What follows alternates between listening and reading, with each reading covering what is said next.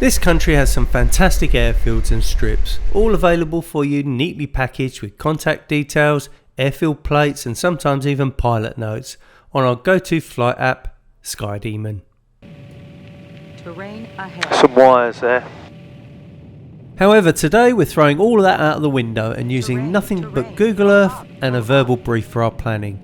Because today we're taking the Pipersport to the Essex backcountry and visiting a grass field that is literally off the charts. Terrain, pull up. First thing was to see if it was even possible for the little Pipersport to get in and out of safely before going through all the hassle of trying to find out whose field it was and how I was going to get permission. So I fire up Google Maps and after a bit of panning around I found it, just a little way in from the north shore of the Blackwater estuary opposite Osea Island in Essex. I used a measure tool in Google Maps to check the two cut runway lengths. They were both under 400 metres, orientated roughly northeasterly, southwesterly, with the shorter one being northwesterly, southeasterly. The approaches look pretty clear and I feel confident that a safe landing and departure can be made, on the longer runway at least. I enter a waypoint into SkyDemon using the coordinates from Google Maps and mark it and name it. To do this I go to the waypoints menu item and enter a name, identifier, then paste the coordinates into the relevant box. I then save it and click the show on map button and that's it. I make sure I sync it with the cloud so that the waypoint is available on whichever device I'm using for SkyDemon. I use the waypoint feature a lot in SkyDemon, especially for unlisted strips as well as marking out awkward approaches or even full circuit turning points if they're not already on there. As this place seems more suitable for microlights, I asked a couple of my microlight friends if they knew of the strip. I was lucky, one came back to me with a field name of Anniesfield and a contact number. I called the number and a nice lady answered it. I asked about getting permission to visit the strip and she said I would be welcome. However, the grass would need to be cut, but she would get it done before my visit, and she would also need to erect the windsock. We arranged a late afternoon and she said she would meet me there. You join me as I approach the overhead at Anniesfield, and I can clearly see the runways are standing out and they look freshly cut. Oh, that looks pretty nice. It's very nice. I'm on the safety comm frequency of 135480 and I announce my position. Anniesfield traffic, Golf Charlie Zulu's full cruise in, overhead Anniesfield.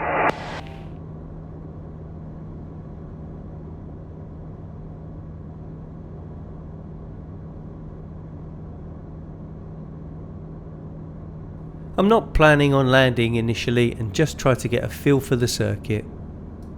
Okay, this will be for the go round.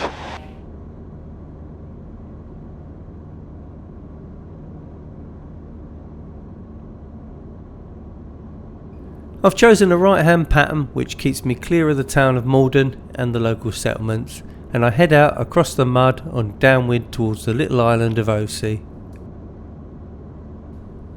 When doing a low pass, I mistakenly called it a go around in this video. To check the field before landing, it's important to remember that you're still subject to the low flying rules, so it's essential to stay above 500 feet unless landing or departing. There's been a high profile pilot YouTuber that seems to have fallen foul to this in America recently, so we need to be careful. I get constant terrain warnings as the GPS doesn't have this airfield in its database. Caution,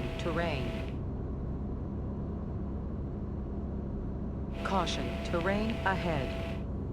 As I establish on base and then turn on to final, I try and give myself a decent enough distance that allows me to get a good view of the runway, as well as a feel for the wind and an opportunity to look for any obstacles that I had not seen on my planning.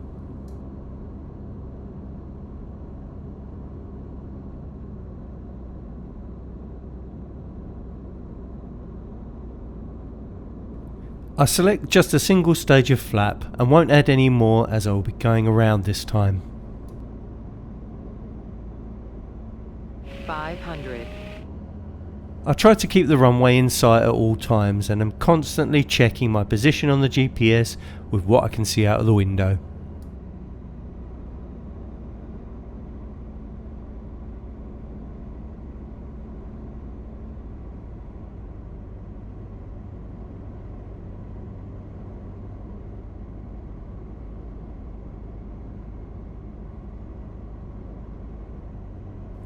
As I get closer, I notice some power lines running diagonally across the approach and around 50 metres before the start of the runway. Although they are in the bushes and some small trees at the edge of the field, so it shouldn't be a problem. Terrain ahead. Some wires there. Once I'm down to 100 feet, I start the go around and get an annoying low fuel pressure warning, something which is a noted issue on sport cruisers. Pressure low. We have established it is down to an oversensitive fuel pressure meter, which we can't change. Low. It's been happening sporadically for years, and we've just learnt to live with it, although it always seems to happen at the most inappropriate times.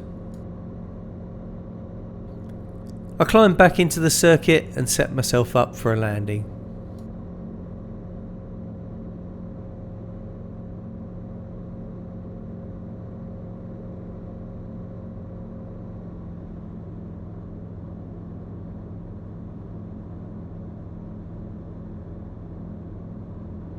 Okay, brakes are off. Undercarriage is down fixed. Fuel pump, fuel's good enough to go around. We're hatched, we're harnessed. I was happy with the last circuit, so I'm following my previous circuit's track on SkyDemon.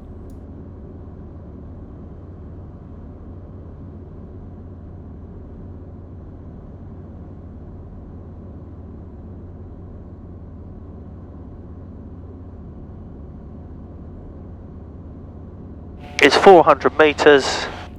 I tell myself it's 400 metres, but in actual fact it's a little bit shorter than that.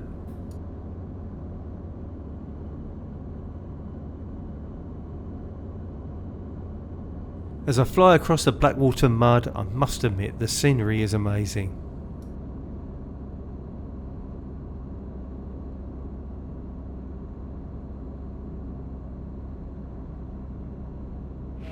Okay, brakes are off, undercarriage is down fixed. Mixture, we haven't got fuel pumps on, fuel sufficient for go around, we're hatched, we're harnessed. Downwind checks complete and a quick review of my go around point as we prepare for a full stop landing this time. I need to be well touched down by the time I get to the cross runway.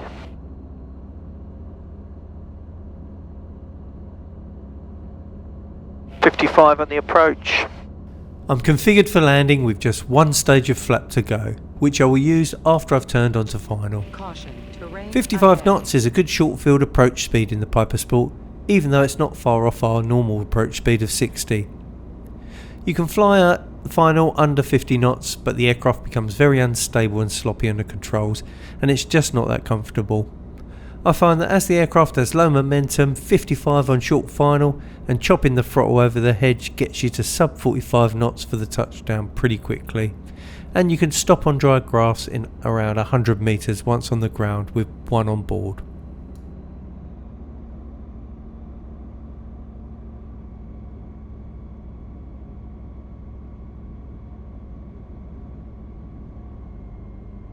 So we're nicely lined up on a 1 mile final. We're at the right height and attitude, so we just need to lock our view onto our desired touchdown point and manage the speed to keep it at 55 knots. Okay, good view of the runway.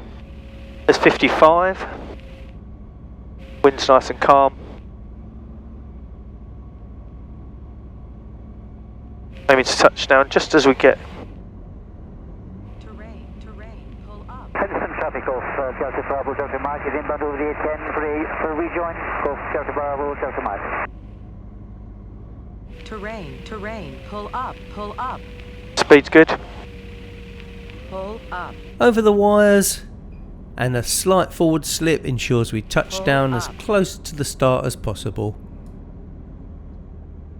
Pull up. Pull up. It makes me laugh that the terrain warnings are still going off and I'm on the deck. Use most of that.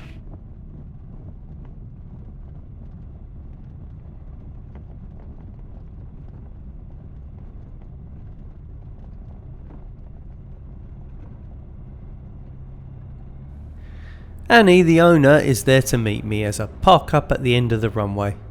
I jump out and introduce myself. I ask her about the history of the field and she tells me that she named it Anniesfield as she thought it was quite a funny female alternative to Anniesfield, another local airstrip. She also tells me about the interesting wartime history of the airfield, established in 1915 as Goldhanger Aerodrome, a World War I base for early Royal Flying Corps biplanes like the BE-12 and the Sopwith Pup, tasked with intercepting and shooting down German Zeppelins, navigating the Blackwater estuary to drop bombs on London. She also tells me about the little private island of OC, owned by Nigel Frieda, a British record producer and founder of the Sugar Babes and one of the Rolling Stones producers, which is only accessible by boat or vehicle via a causeway at low tide. She tells me all about the history of it being an early seaplane testing site of the British Deperdussin Aeroplane Company and of it being named HMS OC, where it was also the naval base for fast coastal motorboats used to launch torpedoes at German ships and submarines in the North Sea. Ironically, there were plans a few years ago to bring seaplanes back, offering flights to OC directly from the Thames in London. After paying a donation to help keep the mower running and show my appreciation, I say goodbye and jump back into the aircraft and backtrack for takeoff.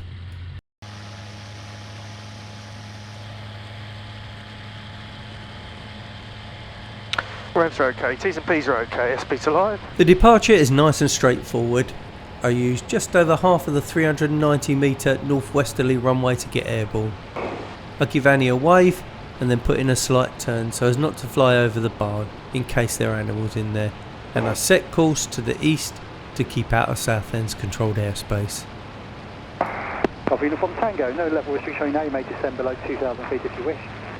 Copy Uniform Tango.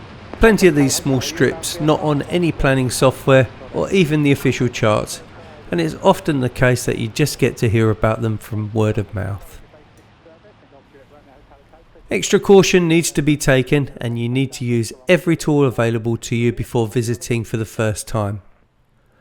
I find Google and Bing Maps really useful, although you need to note that these may not be up to date.